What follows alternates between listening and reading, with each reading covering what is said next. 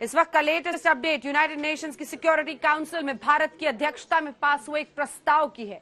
America ने अफगानिस्तान छोड़ दिया, तालिबान की नई सरकार का रास्ता पूरी तरह साफ हो गया, लेकिन इसी के साथ नई चुनौती तालिबान के सामने है। यूनाइटेड नेशंस की सिक्योरिटी काउंसिल में पास हुए प्रस्ताव में साफ लिखा है कि अफगानिस्तान को आतंक के पनाहगार नहीं बनने देगा तालिबान। अफगानिस्तान की जमीन से किसी दूसरे को नुकसान पहुंचाने वाली गतिविधि नहीं होगी, यानी अगर तालिबान बाज नहीं आया तो 2001 जैसा एक्शन अफगानिस्तान में फिर दिख सकता है।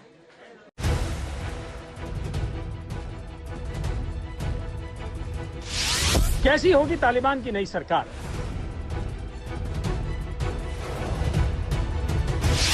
अखुंदजादा या बरादर, कौन बनेगा मुखिया?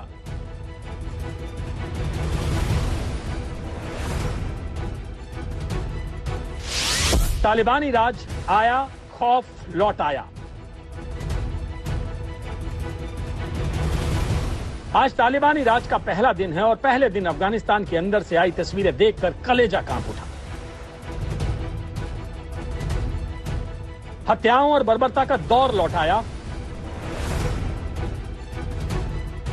संगीनों के साए में जिंदगी कैद हो गई।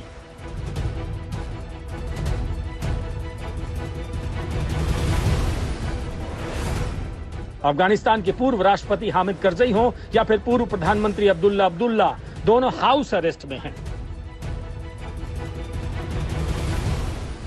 पंजशीर पर तालिबानी लड़ाकों ने पूरी ताकत के साथ हमला बोल दिया है। आज पंजशीर अफगानिस्तान में जंग का सबसे बड़ा मैदान बन चुका है। तो क्या अफगानिस्तान में नई सरकार का ऐलान करने से पहले तालिबान पंजशीर को भी जीत लेना चाहता है? इस वक्त की खबर यही है कि कंधार से लेकर काबुल तक हलचल बहुत तेज है। रिपोर्ट्स के मुताबिक किसी भी वक्त तालिबान चीफ हिब्तुल्लाह अखुंदजादा काबुल पहुंच सकते हैं। काबुल में ही नई सरकार को लेकर फाइनल मोहर लगनी है। दरअसल इस वक्त अफगानिस्तान में आधिकारिक तौर पर कोई सरकार नहीं है, मुल्क का कोई प्रमुख नहीं है। माना जा रहा है कि नई सरकार की कमान मौजूदा तालिबान चीफ के हाथों में रहेगी। ऐसा क्यों है, आपको तालिबान के नेटवर्क के जरिए समझाते हैं।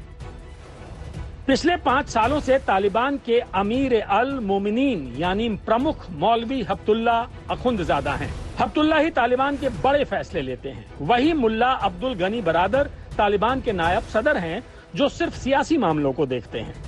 दोहा में अमेरिका के साथ समझौते पर बरादर ने ही दस्तखत किए थे। तालिबान का सैन्य प्रमुख मुल्ला मोहम्मद याकूब है, जो दक्षिणी अफगानिस्तान के सूबों का नायब सदर है, जबकि सिराजुद्दीन हक्कानी पूरब के सूबों के नायब सदर हैं। ये 4 चेहरे तालिबान की सत्ता चलाते हैं। इनकी मदद के लिए एक सलाहकार बोर्ड भी है। पहला रहबर शूरा, इसे क्वेटा शूरा भी कहते हैं, फैसले लेने वाली ये तालिबान की सबसे बड़ी काउंसिल। दूसरा पेशावर शूरा, जो पाकिस्तान के नेताओं की परिषद है। और तीसरा मीरन शाह शूरा, ये उत्तर वजीरिस्तान के उनके नेताओं की परिषद है। ये भी हक्कानी नेटवर्क से जुड़ी है। तालिबान की नई सरकार का ऐलान सिर्फ औपचारिकता है। यही चेहरे अफगानिस्तान की नई सरकार को चलाएंगे। अभी तालिबान की कार्यवाहक सरकार कैसे काम कर रही है, समझिए। तालिबान का जमीनी नेटवर्क है, एक अंतर्राष्ट्रीय मामलों का है, जो दोहा के दफ्तर से काम संभाल रहा है, यानी अंतर्राष्ट्रीय मामलों के लिए जिम्मेदार है। वहीं सैन्य मामलों के लिए तालिबान ने अफगानिस्तान को 2 जोन में बांट रखा है।